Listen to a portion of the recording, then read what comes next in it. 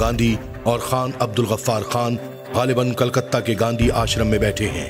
دائیں جانب کانگریس سرخ پوش اتحاد کے تحت مرکزی قانون ساز اسمبلی کے لیے کرک سے مستقبل کے رکن کانگریس لالا حکم چند ہیں۔ مہاتما گاندھی نے انڈین نیشنل کانگریس اور عبدالغفار خان کی سرخ پوش تحریک کے درمیان اتحاد کو مضبوط کرنے کے لیے 1930 کے وسط میں شمال مغربی صوبہ سرحد کا دورہ کیا۔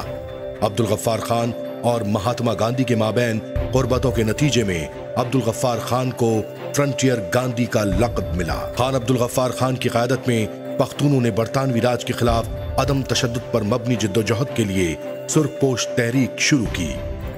تحریک کو برطانوی حکام کی جانب سے دباؤ کا سامنا کرنا پڑا، جس پر عبدالغفار خان نے قومی سیاسی جماعتوں سے سیاسی اتحاد کی کوششیں شروع کر دیں۔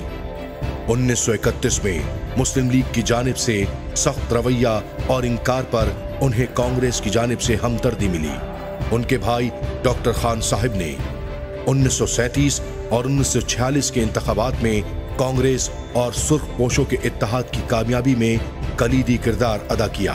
جیسے جیسے تقسیم کا عمل قریب آتا گیا، سرخ پوش تحریک نے پاکستان میں شمولیت کی مخالفت کی، اور جب کانگریس شمال مغربی صوبہ سرحد میں ریفرنڈم کی برطانوی تجویز پر رضامند ہو گئی، عبدالغفار خان کے کانگریس کے ساتھ تعلقات سنگین صورتحال اختیار کر گئے۔ اس تصویر میں مہاتما گاندھی اور قائد اعظم محمد علی جناح مذاکرات کے بعد جولائی 1944 میں مہاتما گاندھی کی جانب سے کی گئی پیش رفت پر ستمبر میں جناح کی ممبئی رہائش گاہ پر مذاکرات ہوئے۔ مہاتما گاندھی کا مقصد تھا کہ وہ جناح کو اس بات پر قائل کر لیں کہ تصور پاکستان میں کوئی دم خم نہیں ہے۔ ان کی رائے میں اقتدار کانگریس کو منتقل کیا جانا چاہیے، جس کے بعد مسلم اکثریتی علاقے جو علیحدہ ہونے کے حق میں ووٹ دیں انہیں انڈین فیڈریشن کا حصہ بنا دیا جائے۔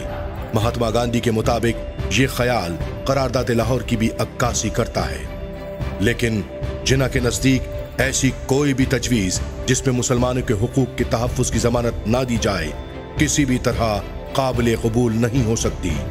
دونوں رہنماؤں کے درمیان مذاکرات ناکام ہو گئے تھے۔